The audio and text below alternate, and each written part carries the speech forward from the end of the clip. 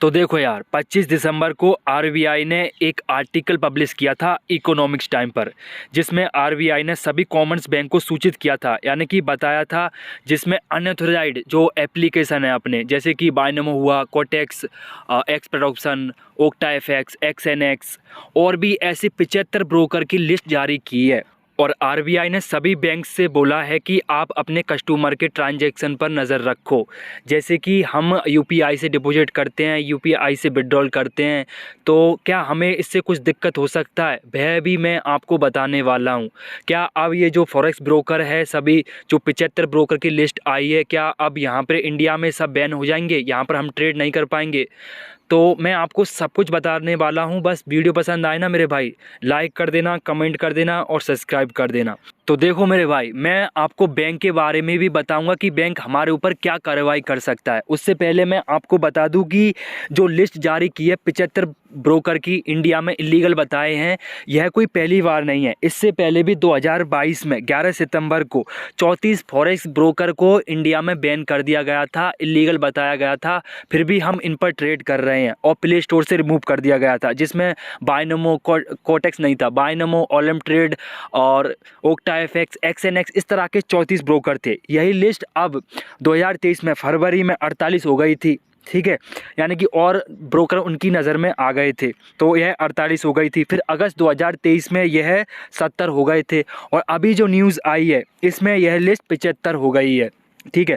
फिर भी हम इन पर ट्रेड कर रहे हैं। डेली हम यूपीआई से विड्रॉल करते हैं, यूपीआई से डिपॉजिट करते हैं, लेकिन हमें किसी प्रकार की कोई दिक्कत नहीं आई है। ना ही हमारा अकाउंट फ्रीज हुआ है, ना ही सीज हुआ है, ना ही हमारे पास किसी प्रकार का कोई नोटिस आया है, कुछ भी नहीं।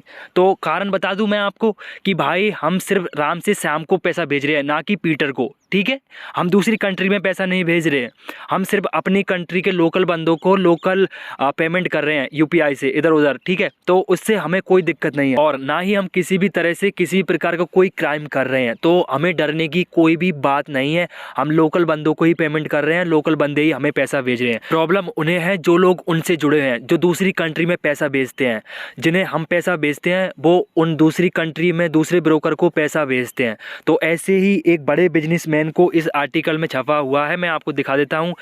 180 अकाउंट थे उसके, 120 करोड़ रुपए को सीज कर दिया गया है आरबीआई की तरफ से, ठीक है। तो प्रॉब्लम उन्हें हुआ है, हमें नहीं, ठीक है। ये देख सकते हो आर्टिकल आप, तो आप बिल्कुल बेधड़क होकर ट्रेड कर सकते हो। मैं आप लोगों को फोर्स नहीं कर रहा, जो लोग इंटरेस्टेड हो ट्रेडिंग में वह ट्रेड कर सकते हैं आराम से, कोई भी दिक्कत नहीं है। और जो ये 75 ब्रोकर की लिस्ट जारी की गई है, यह कभी भी इंडिया में बैन नहीं होंगे। मेरा मानना है यह इंडिया में कभी बैन नहीं होंगे। कारण है कि ये इंडिया में लिस्ट ही नहीं है भाई, तो बैन कैसे होंगे? इन पे इलीगल है, आप इन पर ट्रेड नहीं कर सकते सरकार के नियम अनुसार। लेकिन भाई जो इंटरेस्टेड हो वह बिल्कुल कर सकते हैं और ना ही हमारे ऊपर किसी प्रकार की कोई कार्रवाई होगी, क्योंकि हम बिल्कुल भी कोई भी क्राइम नहीं कर रहे हैं किसी भी प्रकार का, ठीक है। ना ही हम किसी दूसरी कंट्री में पैसा भेज रहे हैं। और सभी बंदों के पास एक और मैसेज आ रहा है आरबीआई की तरफ से, देखो कुछ इस तरह का मैसेज होगा। यह मेरे पास तो नहीं आया, मेरे दोस्त के पास आया था। तो यह सिर्फ अवेयरनेस के लिए है, यह आपको बता रहे हैं, जो बैंक्स है वह भेज रहे हैं आपको, क्योंकि आरबीआई ने उनसे बोला है कि आप अपने कस्टमर को बताएं कि इनके साथ ट्रेड मत करो, ठीक है। तो आई होप आप लोग समझ चुके होंगे। अगर अभी भी आपका कहीं भी कोई डाउट हो तो पूछ लेना भाई, मुझे टेलीग्राम पे फॉलो कर सकते हैं, लिंक डिस्क्रिप्शन में, जहां पर जाके आप मुझसे बात कर सकते हैं। अगर वीडियो पसंद आया हो तो लाइक कर देना, कमेंट कर देना और सब्सक्राइब कर दो। धन्यवाद।